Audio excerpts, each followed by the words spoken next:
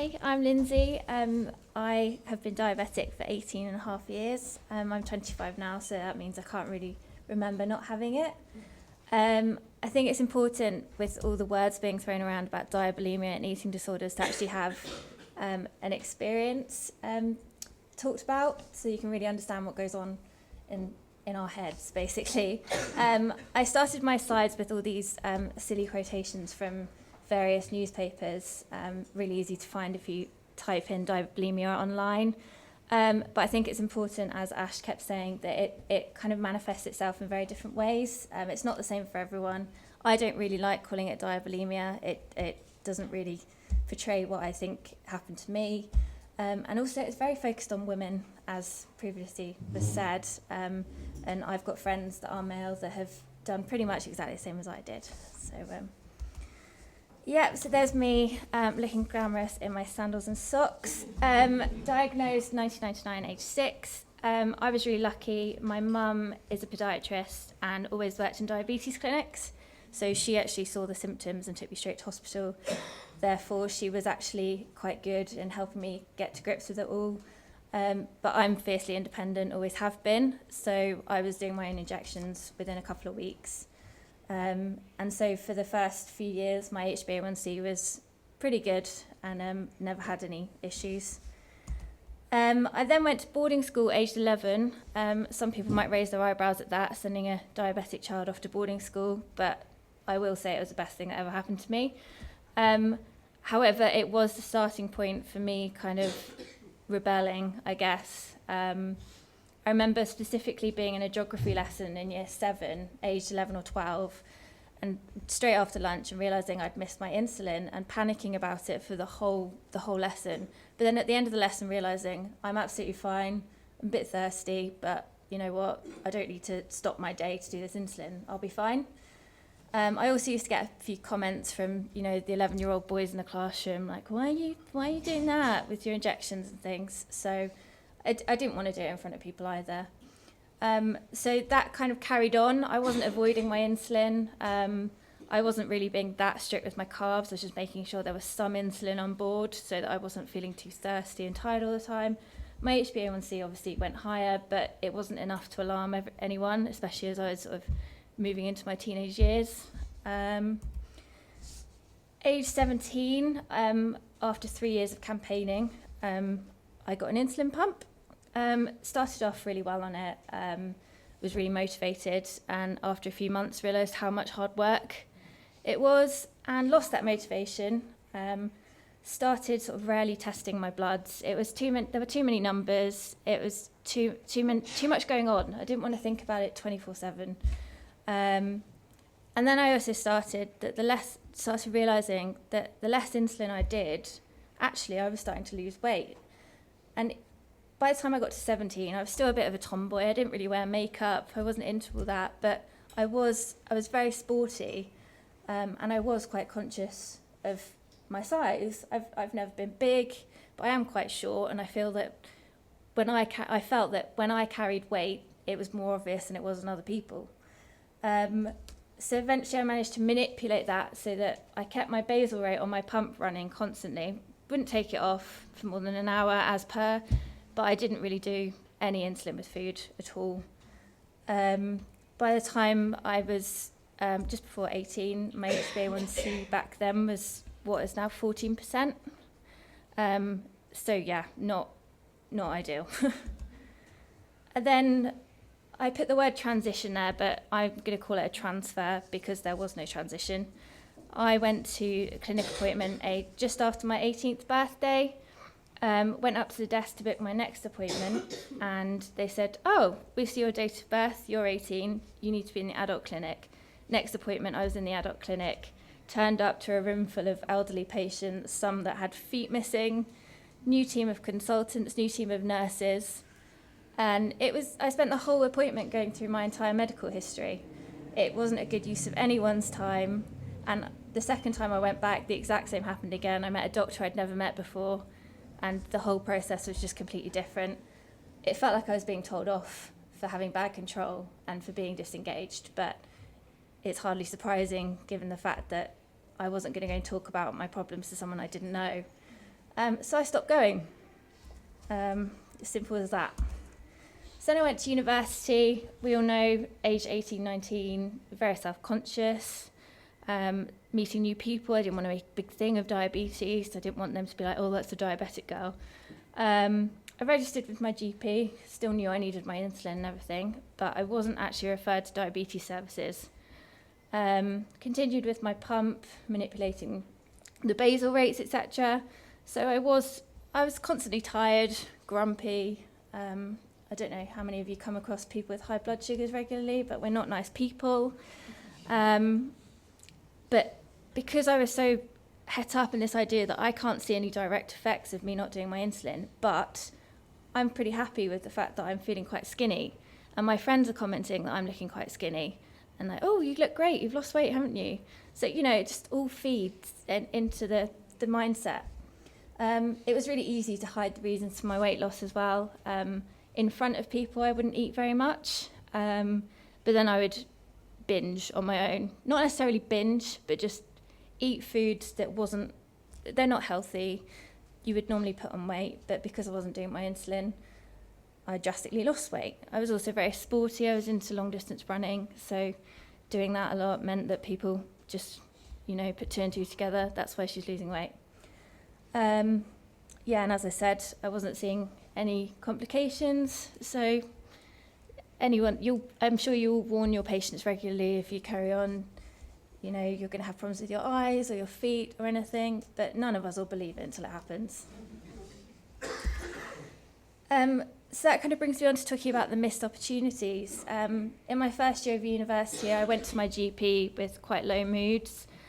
Diabetes wasn't mentioned once in the whole appointment. And I was just prescribed antidepressants and I went on my way. 2013, I was rushed into hospital with DKA and I blamed it on my pump failing, but it didn't fail. I just wasn't looking after myself. So then I did meet the diabetes team and they said, we'll be in touch. And didn't come through. And of course, me being me, I wasn't going to make the effort to get in touch because I was just going to carry on because I was terrified of putting on weight. So grown-up life, so into the real world. I've put that picture there just because it kind of shows how horrendously skinny I got compared to my normal body weight, which is now. I moved to London in 2014, registered with my GP, and again avoided any diabetes services. And then 2015 was a pretty rough year. I was rushed into hospital via ambulance 3 times with pyelonephritis, kidney infection, and each stay was at least a week long. In one of those appointments, I had my HbA1c done, and it was 156. I hadn't had it done since I was about 18, and I was 22 at this time. That obviously got a lot of alarm bells ringing, especially for my poor mum, who knew something was wrong, but with me being away at boarding school, then university, then moving out, she didn't want to, be overbearing, and she knew that she wouldn't be able to tell me anything that would make me think otherwise. Again, another DKA admission in early 2016. The diabetes team saw through me that time and knew that it wasn't a pump failure because they saw my pump, it was fine. I went to the diabetes clinic after that, but I didn't really want to be there. I didn't want to put on weight, and doing insulin meant putting on weight. And the fear of losing control, my way of controlling was not controlling it, because you can't control diabetes. Control is not a good word, because no one can control it. It does what it wants sometimes. And by me just accepting that and not doing anything about it was a way of controlling that. So having to go and speak to people that wanted me to control it, that I was just extremely reluctant to do that. So I said earlier how people warn you about complications and you don't believe them until they happen to you. Well, they happened to me. Summer 2016, I started getting sort of black marks in my eye and cloudy vision, and then some of my vision was a bit distorted. completely in denial. I thought it was some kind of infection, but I went to A&E anyway, because if anything happens with your eyes, you're going to panic. Turned out that I had such extensive retinopathy that the retina in my left eye had almost completely detached, and the one in my right eye was kind of folded over, so it was going the same way. And there were a lot of hemorrhages, so every now and then my vision would just black out because there's so much blood in my eye. So 5 operations later, I'm now registered as partially sighted, and I'm also on medication for microalbuminuria, which fortunately is improving, but it just goes to show the seriousness of it not being dealt with. So this could have and should have really been a turning point for me. I mean, if something that serious happens to you, you're going to panic. But looking back on it, my thought process at the time seems really ridiculous. But I didn't want to put on weight, and I had a really easy way of not putting on weight. And also the thought of having to go back and do all the numbers and do all the constant thinking about my blood sugars and insulin, I just didn't want to do it. I mean, my job is data, and I like that data is non-diabetes related. I don't want to be dealing with my diabetes all the time. So it was a kind of turning point because it opened my eyes a bit, but not really. The small changes started when I met one individual on my diabetes team who was actually a dietitian, but he also sort of crossed over and was effectively my DSN. He was really, really good in that he didn't expect me to change things overnight. He would set me really small goals and be constantly available on email. So if I did, which rarely happened, feel like I needed to ask a question immediately, he was there. My pump actually failed, finally. And I went back to MDI because it was out of warranty. And I was offered the chance of reapplying to get a new one. But actually, going back to MDI is probably the best thing I've done. I am getting a pump again in a few weeks' time, hallelujah. But it actually made me set out a routine. It got me thinking about doing my tests and my injections together, and it got me really focused on the carb counting. I found it much harder to miss insulin and feel okay than I did before on the pump. This doesn't take away the fact that I was still terrified of putting on weight, and it was starting to pile on by this point, now that I was actually getting insulin into me. So the real turning point hasn't really been anything clinical as such. It's massively been peer support. So I did do Daphne after about 10 years of refusing. Really good decision. I'm so glad I did it. It was the first time in 18 years of being diabetic that I was in a room with other diabetics. And I think that's the key point. Shortly after, I applied to be on the Young Adults panel with Diabetes UK. Looking back, I can't really think why I applied, because I would have run a mile from that kind of thing a few years ago. But again, it's been a lifesaver for me now that I have a network of people my age, and several of whom have gone through exactly what I've been through. It sounds funny, but Twitter has been a lifesaver. So I have met so many people through Twitter.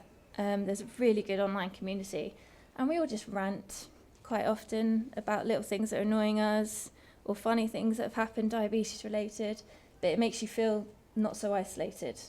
And I've actually met a lot of these people in person now. And then my blog is a really good way of getting out I try not to rant too much because no one wants to read a rant, but it's really hard not to. And also I put counselling there, but it's important to note that this was never offered by a diabetes team. I got this through the eye hospital because I was struggling to come to terms with my sight loss. But actually I turned up and about 90% of the appointments were talking about diabetes. And even though I was never given any sort of professional guidance about the diabetes element, I felt like I was getting something off my chest, and just talking about it made me think more about it as well. Also my attitude. I recently turned 24. I'm in a stable relationship and I want a family. I can't have a family if my HbA1c is at 156. It's not good. So now, with all these changes, pleased to report my HbA1c is actually down at 66, which obviously is still not perfect, but I'm getting there. But again, I don't like constantly using my HbA1c as a marker, because it's a number that shows you how good your numbers have been, but it's not all about the numbers at all. And I think that's something that really moved me away from wanting to actually motivate myself to do anything, because you tend to panic when you see that bad number and you think, oh, my HbA1c is going to be bad and I'm going to get in trouble, and it spirals. Attending events, even like this is quite therapeutic for me, talking to all of you. And I'm just feeling a bit more positive. I used the Freestyle Libre, which I think a lot of people were shocked when I decided I wanted to use it, because blood testing was my thing that I didn't want to know the numbers. But now I'm a bit obsessive, actually. I've probably gone the other way. So I use that when I can afford it. Hurry up, London, with your decision.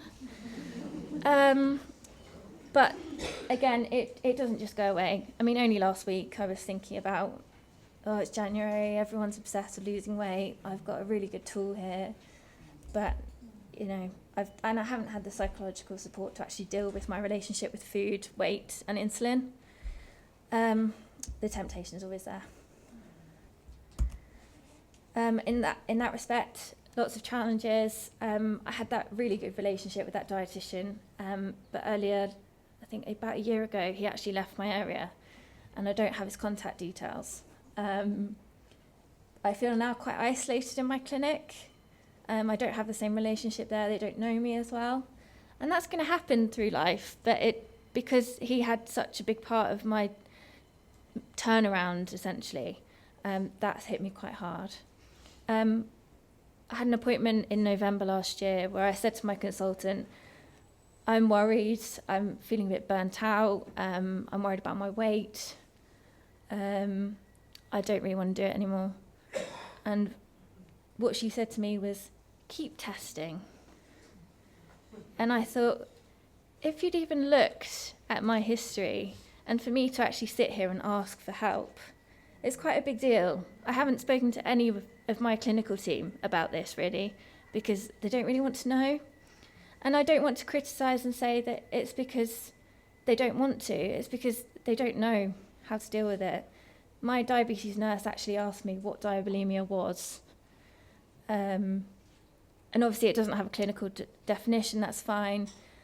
But then she said, actually, I think some of my other patients are going through this, so I'm really glad that I know about that now. The other challenge, not for me, but for other people, is that I now have the confidence to stand here and talk about it, and there's a lot of people out there that don't. I didn't even realise what I was doing until about 2 years ago. It was just the psyche. It was just, I was doing it. It wasn't a thought process. So there's a lot of people falling through the gaps, and that's probably because of the lack of knowledge about it and the lack of sort of clinical definition around it as well. So I don't want to be all doom and gloom, and just my thoughts on what maybe you guys can do to help people that you think might be going through this. Just listening. I mean, for me to say that I'm having worries about my weight and everything and be told to test more, that's not an answer to the question I just gave you. Referring to education, this will probably be met with a lot of resistance. I mean, it took 10 years for me to go on Daphne, but one of the best decisions I've ever made. And even just if you can do small bits of education, manageable chunks just with the individual. Peer support, I think the most valuable thing for me has been meeting other people with diabetes, because it can be really isolating. I'm working on a project in London that's looking at group clinics at the moment. I'm really excited about that, because I think it will help a lot more young people to be more engaged. And also setting small and realistic goals, but then following them up. So rather than sending someone on their way after their appointment, maybe just drop them an email. How is it going? Like, not a lot of time, because I know what the time constraints are like in clinics, but just how is it going? Are you okay? Just to know that they've been sent to do this by themselves, but they can essentially ask for help. So yeah, thank you for listening, and obviously if there's any questions.